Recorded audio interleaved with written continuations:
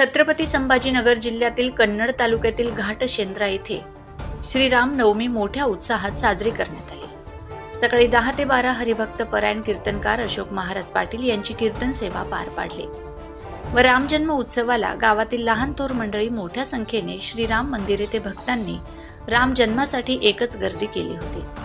संध्याकाळी 7 ते 9 श्रीराम यांची प्रतिमा रथात ठेवून गावभर मिरवणूक काढण्यात आली।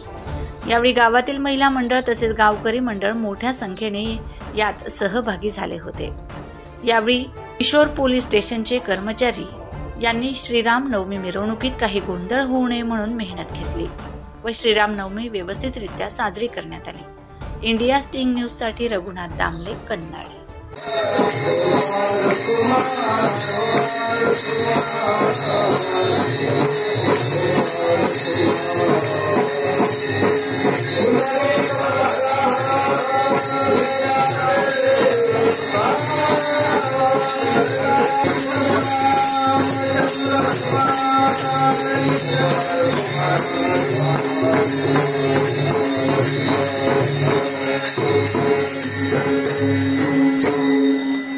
प्रत्येक रामीला डोहाळे विद्यार्थी रामायणाचं मूळ आहे ना